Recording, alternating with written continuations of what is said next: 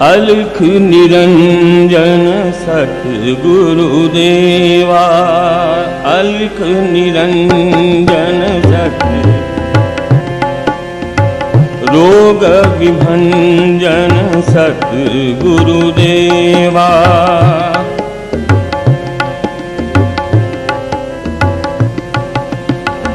अलख निरंजन सतगुरुदेवा,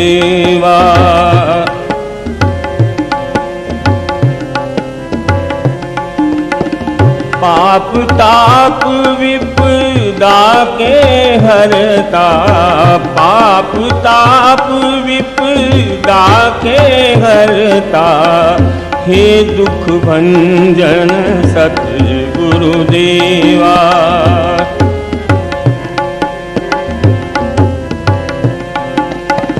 अलख निरंजन सतगुरुदेवा, अलख निरंजन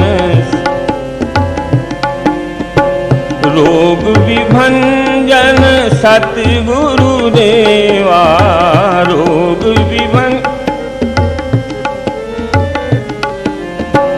अलख निरंजन सतगुरुदेवा,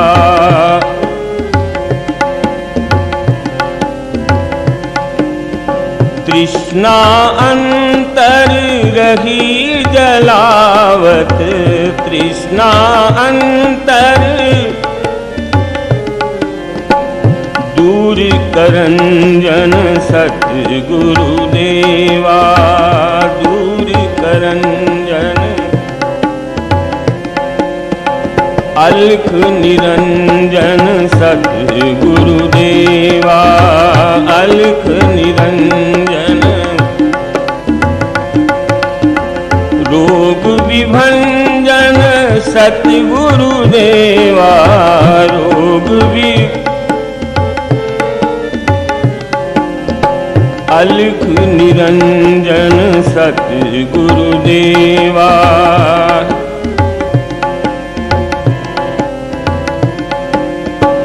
हम अज्ञानी दीन जनन हैं,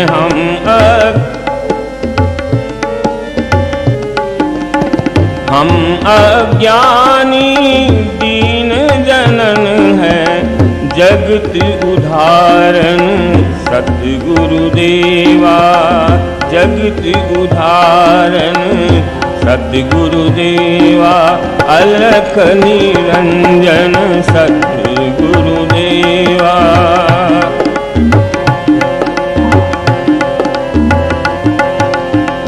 अलख निरंजन सतगुरुदेवा, रोग विभंजन सतगुरुदेवा, रोग विभंजन सतगुरुदेवा। अलख निरंजन सतगुरुदेवा,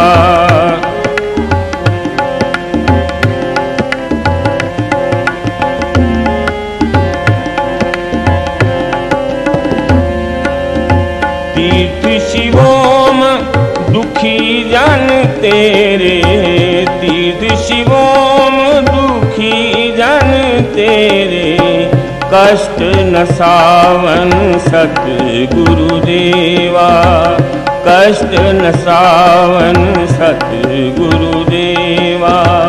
अलख निरंजन सतगुरुदेवा, अलख निरंजन रोग विभंजन सतगुरुदेवा, रोग विभंजन सतगुरुदेवा। अलख निरंजन सतगुरुदेवा, अलख निरंजन सतगुरुदेवा। आपके सामने शर्मा जी ने एक भजन गाया,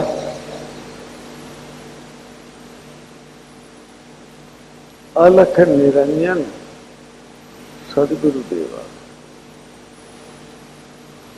अलख निरंजन सदगुरुदेवा। इन 4 शब्दों के अंदर बड़ा भारी रहस्य छुपा है। देखने में तो ये शब्द बिल्कुल सीधे साधे हैं, अलख निरंजन सदगुरुदेव, किंतु यदि इसकी गहराई में झांक करके देखा जाए, इसको समझने का प्रयत्न किया जाए, तो इन शब्दों के अंदर बड़ा रहस्य छुपा है।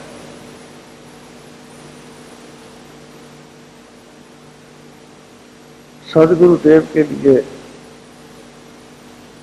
पहले जिस शब्द का उपयोग किया गया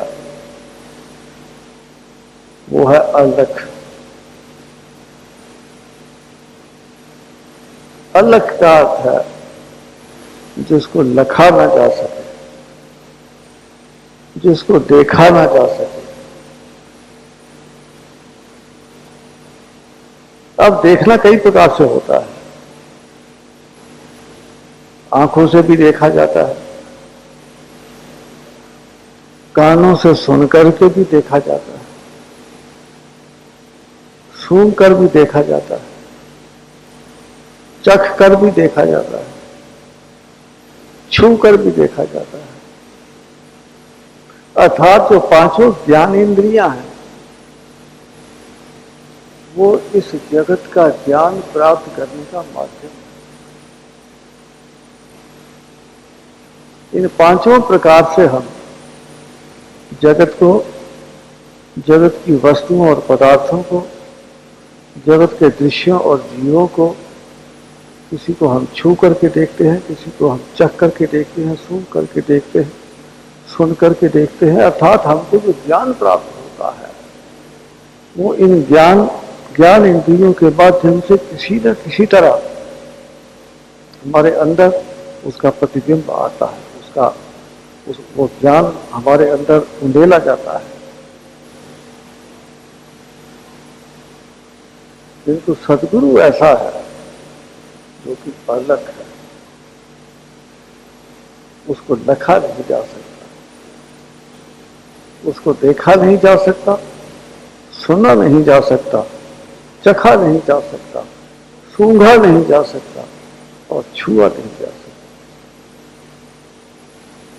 अर्थात आप तो करते हैं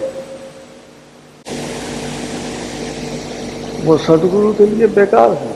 सदगुरु का ज्ञान प्राप्त करने के लिए उनका कोई उपयोग नहीं हो सकता। इनका उपयोग केवल जगत के लिए है, स्थूल जगत के लिए, भौतिक जगत के लिए। किंतु सदगुरु ना तो भौतिक है ना स्थूल है, वो सूक्ष्माति सूक्ष्म, अत्यंत सूक्ष्म है। जहां तक आपकी कल्पना जा सकती है उससे भी अधिक सूक्ष्म है। वो सभी सीमाओं से परे सूक्ष्म है। वो कितना सूक्ष्म है नहीं कहा जाता।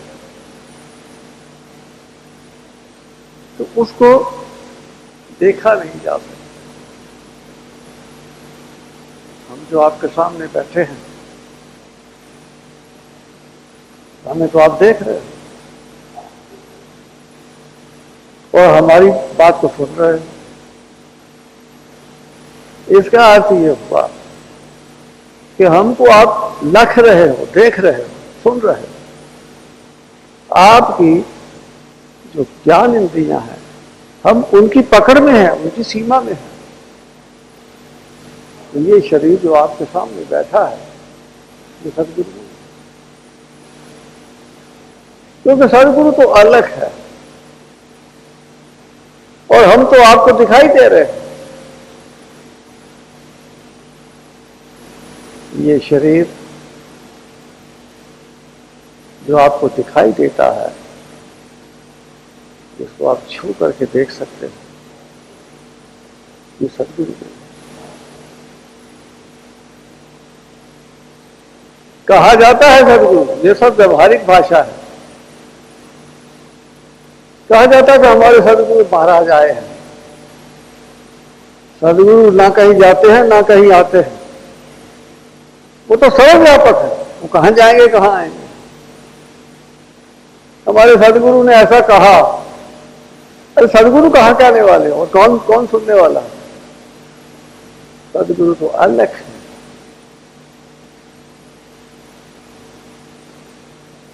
सदगुरु के लिए दूसरा जो शब्द प्रयोग किया गया वो है निरंजन। निरंजन, अंजन का अर्थ सुरमा। जो आप अपनी आंखों में सुरमे की सलाई डालते हैं वो अंजन है। ये जगत के जितने भी पर्दे हैं उन पर्दों के अंदर जो सबसे बारीक पर्दा कल्पना की जा सकती है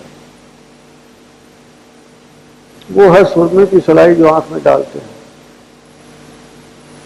तो सुरमे की सलाई डालने पर आंखों के ऊपर अंजन का आवरण आ जाता है। सबसे सूक्ष्म इस जगत के अंदर जितने भी आवरण हैं उन सब आवरणों से सुरमे की सलाई जो आंख में डाली जाती है उसका आवरण सबसे अधिक सूक्ष्म। सदगुरु में इतना भी आवरण नहीं है, निरंजन। उसमें कोई विकार नहीं,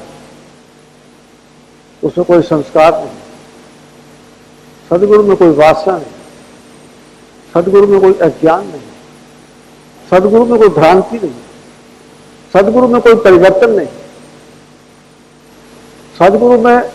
सदगुरु डोलता नहीं। वो नित्य है, वो शाश्वत तत्व। ऐसा जो सदगुरु है जो अलग है और जो निरंजन है, जो जगत के सीमाओं से परे है। यदि किसी भौतिक आधार पर उसकी अनुभूति होती भी है तो उस भौतिकता का सदगुरु के ऊपर कोई प्रभाव नहीं। बाहर जगत के अंदर हमको जल प्रवाहित होता हुआ, ये धूप निकली हुई है, आग जलती दिखाई देती है, आप बोलते हैं, सुनते हैं, चलते हैं, ये सब सदगुरु की क्रियाएं हैं। भौतिक आधार पर सदगुरु की क्रियाएं, ये क्रिया हमको दिखाई देती, सदगुरु दिखाई नहीं देता। और इन क्रियाओं का जो आपके द्वारा होती है, ये जगत के अंदर जो घटनाएं घटित होती हैं उनका सदगुरु के ऊपर कोई प्रभाव नहीं पड़ता। वो अलग है और वो निरंजन है, वो शाश्वत है, वो अपरिवर्तनीय है। उसमें किसी प्रकार का कोई विकार नहीं, कोई भ्रांति नहीं, कोई संशय नहीं, कोई क्लेश नहीं, कोई दुख नहीं, कोई अभिमान नहीं। वो जब अपनी स्वाभाविक अवस्था में आनंद विभोर होकर के, आनंद मग्न होकर के नित्य स्थित है, ऐसा है सत्य। आप कहेंगे कि आपने तो सदगुरु की ऐसी व्याख्या कर दी जो कि हमारी पकड़ से परे है, हमारी पहुंच में ही नहीं सदगुरु, हमको दिखाई नहीं दे सकता, हम किसी भी ज्ञान इंद्रिय के माध्यम से उसको अनुभव कर ही नहीं सकते। तो सदगुरु हमारे किस काम का? ऐसी बात नहीं है। सदगुरु ज्ञान इंद्रियों की सीमा से परे है, लेकिन उसको अनुभव किया जा सकता है। और उसको अनुभव करने के लिए आपको ज्ञान इंद्रियों की सीमा से बाहर जाना पड़ेगा। आपकी जितनी भी कर्म इंद्रियां हैं, ज्ञान इंद्रियां हैं, जब तक आप इनके साथ संयुक्त हैं आपको सदगुरु की अनुभूति नहीं हो सकती। जब तक आप भौतिक स्तर से जुड़े हुए हैं तब तक आप चैतन्य को अनुभव नहीं कर सकते। तो चैतन्य को अनुभव करने के लिए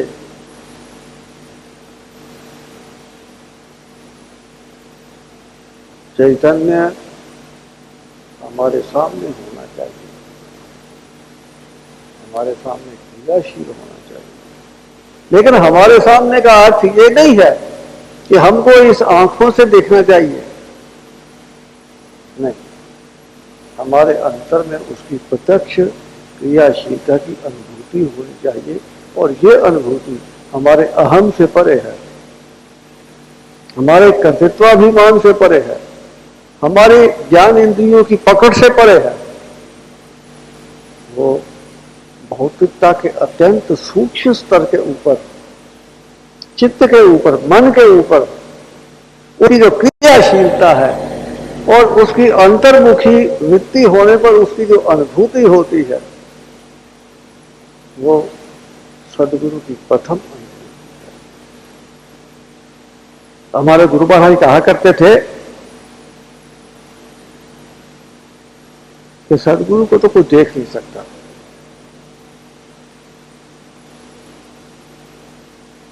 जो सदगुरु की क्रिया आप अपने अंतर में अनुभव करते हैं, कहा तो यही जाता है कि वो शक्ति की क्रिया है, सदगुरु की क्रिया है। किंतु वो सदगुरु की क्रिया है, सदगुरु नहीं है। सदगुरु की क्रिया से सदगुरु का अस्तित्व हमारे अनुभव में आता है। सदगुरु का अस्तित्व जानने के लिए, समझने के लिए और देखने के लिए और अनुभव करने के लिए सर्वप्रथम उसकी क्रियाशीलता हमको अनुभव आनी चाहिए। तो सदगुरु की क्रियाशीलता का अनुभव सदगुरु का अनुभव माना जाता है। सदगुरु का अनुभव है नहीं वो, किंतु वो सदगुरु का अनुभव इसलिए माना जाता है क्योंकि वो सदगुरु के अनुभव की ओर हमको धीरे धीरे करके ले जाता है। एक ऐसा समय आता है जब सदगुरु हमारे चित्त के आधार पर जो क्रियाशीलता प्रकट कर रहे हैं उसका आधार समाप्त हो जाता है, अर्थात हमारे संस्कार सब क्षीण हो जाते हैं, हमारी सब वासनाएं, इच्छाएं, कामनाएं, संशय, अज्ञान सबका नाश हो जाता है। अर्थात जिस आधार पर सदगुरु की क्रिया प्रकट हो रही थी वो आधार ही हिल जाता है, वो आधार ही समाप्त हो जाता है। जब वो आधार समाप्त होता है तो फिर सदगुरु की क्रियाशीलता भी समाप्त हो जाती है, सदगुरु की शीलता विलीन हो जाती है। फिर बाकी क्या रह जाता है? फिर सदगुरु की क्रियाशीलता नहीं रहती, सदगुरु शेष रह जाते हैं। आपको जिस जो अनुभव होता है वो सदगुरु का अनुभव होता है, जो अनुभव होता है वो चैतन्य का अनुभव होता है, वो शुद्ध चैतन्य का अनुभव होता है। यद्यपि उसके अंदर भी अभी कई स्तर हैं, चैतन्य के अंदर भी कई स्तर हैं, लेकिन जो चैतन्य का शुद्ध स्तर आपकी पकड़ में आता है वहां से आपके सदगुरु का अनुभव, सदगुरु के दर्शन आपको आरंभ हो जाते हैं। बड़ा लंबा रास्ता है, बड़ा कठिन रास्ता है। केवल बातें करने से काम नहीं चलेगा। अपने आप को मैं यूं कर सकता हूं और मैं ऐसा कर सकता हूं, ये सब बातें किसी काम नहीं आएंगी,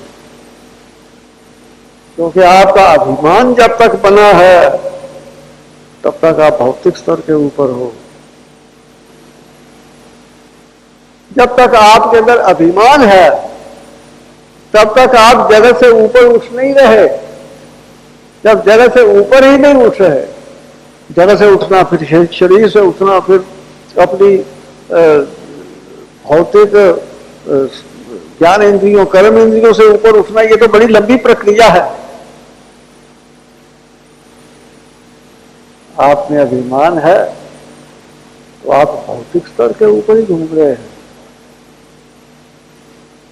अपनी जाति का अभिमान, अपनी विद्या का अभिमान, अपने सौंदर्य का अभिमान, धन का अभिमान, अपने बल का अभिमान, अपने देश का अभिमान, अपनी भाषा का अभिमान, अपने सुखी जीवन का अभिमान, किसी भी बात का अभिमान। भक्त में कुछ भी हो, अभिमान नहीं होता। जो जिसमें अभिमान है वो भक्त नहीं है, वो सदगुरु से दूर है। सदगुरु के नजदीक जाना है, सदगुरु को प्रत्यक्ष करना है, तो फिर आपको अपना अभिमान त्यागना पड़ेगा। अपने मन की इच्छाएं, कामनाएं, वासनाएं, लोकेशना बड़ा भारी विघ्न है। बड़े बड़े महात्मा लोकेशना के पीछे मर रहे। हमने तो कोई ऐसा महात्मा अभी तक देखा नहीं जिसमें लोकेशना नहीं हो। हाँ, जो महात्मा ये चाहता है कि मुझे प्रसिद्धि मिले,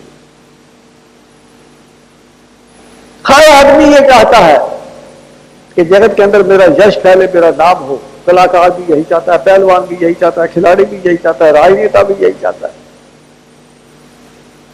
सब जगत के अंदर यश चाहते हैं। और जगत क्या है? जगत तो परिवर्तनशील। आज यश है तो कल नहीं, आज प्रसिद्धि है तो कल आपको आपकी अप्रसिद्धि भी हो सकती है, और होती है। हर वस्तु जो ऊपर चढ़ती है एक दिन नीचे गिरती ही है। जो भी ये जगत का विधान है, ऊपर नीचे, जो ऊपर जाएगा एक दिन नीचे आएगा। ये रोटेशन है जगत का, संसार का, माया का रोटेशन है, ऊपर नीचे होता रहता है। तो सदगुरु के यदि आपको दर्शन करते हैं, सदगुरु को प्राप्ति करनी है, आपको अपनी जीवन शैली बदलनी पड़ेगी।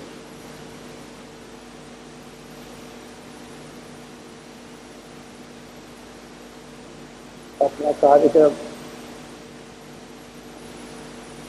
अपना कार्य करने का तरीका, कार्य करने के पीछे की भावना,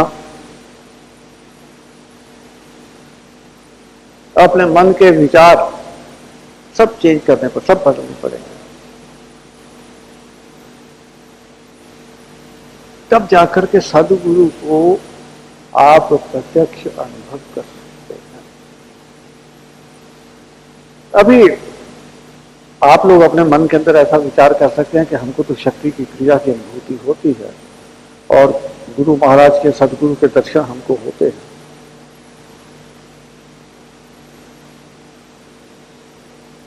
किंतु नहीं, इतने से संतोष कर लेना ठीक है। यदि आपको सदगुरु की क्रियाशीलता की अनुभूति होती है तो आप ये देखो कि वो जो अनुभूति आपको हो रही है उसमें आप आगे बढ़ रहे हैं या एक स्थान पर खड़े होकर के वो अनुभूति तो प्राप्त कर रहे हैं लेकिन खड़े वही के वही हैं। आपका चित्त शुद्ध नहीं हो रहा। भाई, सदगुरु के अनुभव के अंदर जो आपकी अड़चन है, जो व्यवधान है, वो आपके चित्त की अशुद्धि है। और जो क्रियाशीलता है वो चित्त की अशुद्धि को दूर करती है। यदि आपकी क्रियाशीलता तो है, क्रिया की अनुभूति आपको है, तो चित्त शुद्ध नहीं हो रहा, आप आगे नहीं बढ़ रहे, आप सदगुरु की ओर आगे नहीं जा रहे, आपकी उन्नति नहीं हो रही। तो अब फिर आप वहीं के वहीं खड़े। मैं ऐसा समझता हूं, क्योंकि मैं जब अपने आप अपनी तरफ देखता हूं,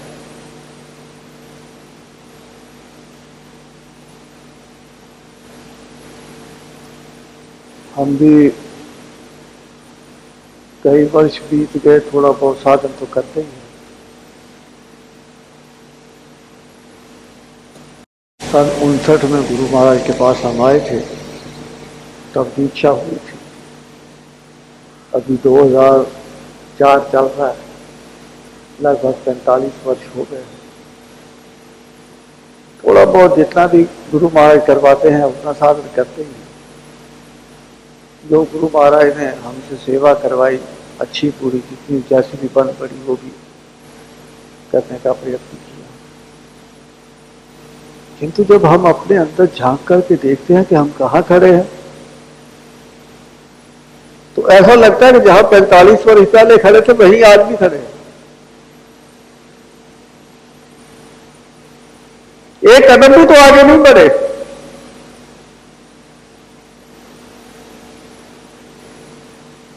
एक भी हमारा अंदर का संस्कार या विकार या भ्रांति का नाश हुआ, ऐसा कुछ भी नहीं हुआ। अभी तक जैसे थे वैसे के वैसे, ठूंठ के ठूंठ ही हैं। हम अपनी बात करते हैं, आपकी बात नहीं करते। आप हो सकता है कि बहुत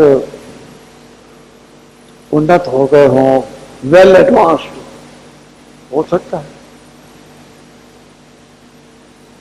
लेकिन जिसकी जैसी स्थिति है उसके अनुसार ही तो कोई बात करेगा। आप जो बात करेंगे तो अपनी स्थिति के अनुसार बात करेंगे, मैं जो बात करूंगा तो अपनी स्थिति के अनुसार बात करूंगा। तो मुझे ऐसा दिखता है कि यदि मेरी स्थिति ऐसी है तो मैं समझता हूं कि सबकी स्थिति ऐसी होगी। सब साधन करते तो दिखाई देते हैं, गुरु महाराज की जय बुलाते भी दिखाई देते हैं। हमारे गुरु महाराज जिस प्रकार से वो प्रशंसा भी करते हैं, लेकिन है वहीं के वहीं, वही क्रोध है, वही लोभ है, वही अहंकार बैठा है, मन के अंदर संशय, भ्रांतियां सब वैसी की वैसी, अज्ञान वैसा का वैसा, जगत वैसे का वैसा ही आपके चित्त को प्रभावित करता है, क्रोध वैसा ही आता है, उत्तेजना वैसी हो जाती है आपकी।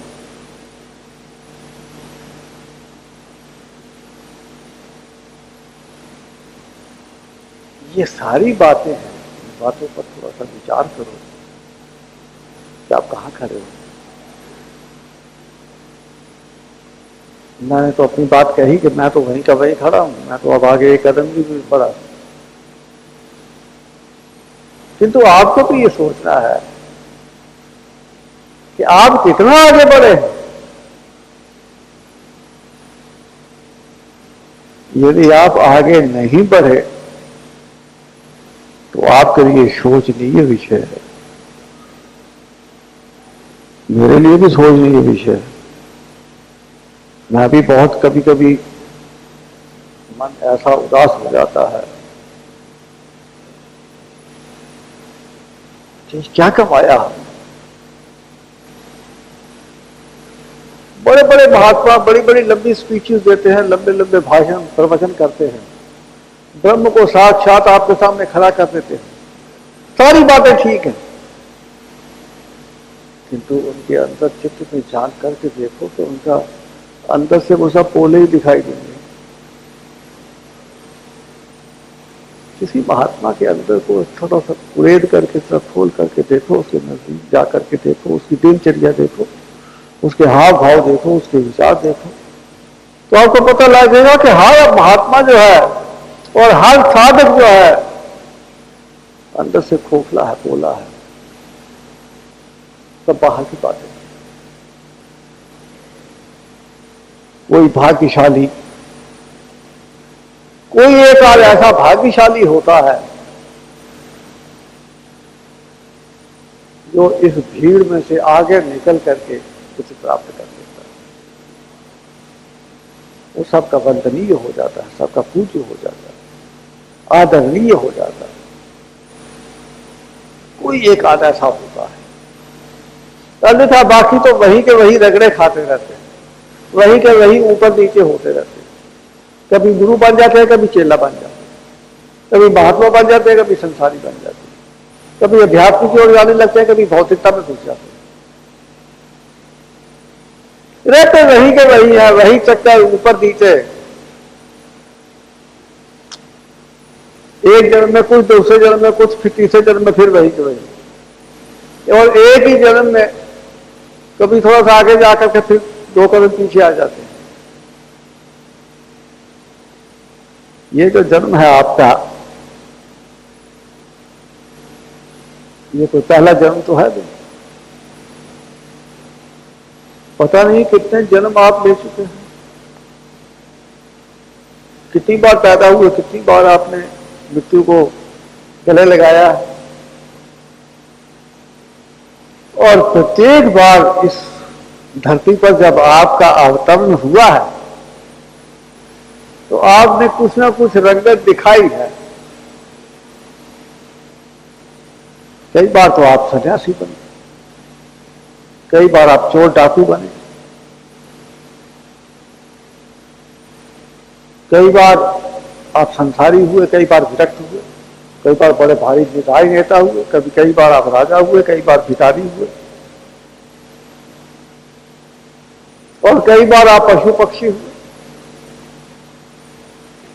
हर बार जब आप आते हैं इस संसार के अंदर तो अपनी नई रंगत दिखाते हैं, और घूम फिर करके फिर वही के वही पहुंच जाते हैं। यही हाल चल रहा है जन्म जन्मांतर से, युग युगांतर से। पृथ्वी सृष्टि विलीन हो जाती है, फिर उदय हो जाती है, फिर विलीन हो जाती है, फिर उदय हो जाती है, किंतु हमारा ये चक्कर जो है ये चल रहा है।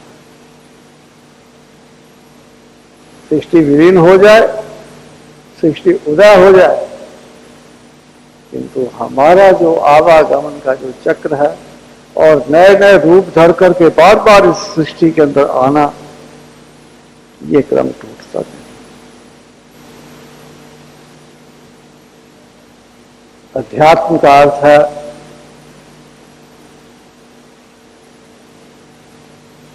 इस चक्र को तोड़ देना, इस चक्र को तोड़ने का प्रयत्न करना, इस चक्र को तोड़ने के लिए साधन करना, इस चक्र को तोड़ने के लिए भगवान की शरण ग्रहण करना। आखिर इसीलिए तो साधन करते हैं कि हमारा ये आवागमन का चक्र किसी तरह से टूट जाए। किंतु जब हम साधना आरंभ करते हैं और साधन में लग जाते हैं, फिर ये जगत के अंदर, जगत के पास कई बहाने हैं, कई रूप दिखाता है। जगत में कई प्रकार की समस्याएं खड़ी हो जाती हैं, कई बार की अड़चनें आ जाती हैं, कई बार के आकर्षण पैदा हो जाते हैं, कई बार की विपत्तियां आ जाती हैं, और उन विपत्तियों से और उन कठिनाइयों से घबरा करके, या वो जो आकर्षण हमारे सामने आते हैं उनके प्रति आकर्षित होकर के हम भगवान को कहते हैं कि हे प्रभु, मुझको ये वस्तु तो मिलनी चाहिए, मेरा ये काम तो होना ही चाहिए। हमारे साधन की दिशा बदल जाती है।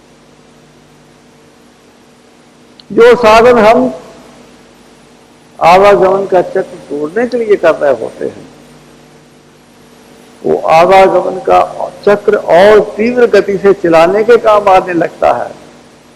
हमारा साधन साधन नहीं होकर के बंधन का कारण हो जाता है। सदगुरु हमसे दूर हो जाते हैं। सदगुरु हमारे साथ होते हुए भी हमको दिखाई नहीं देते, हमारे अंतर में होते हुए भी हमको अंतर में अंधेरा ही दिखाई देता है। सदगुरु का प्रकाश हम साथ लिए घूमते हैं, किंतु हम पूर्ण अंधकार में अपना जीवन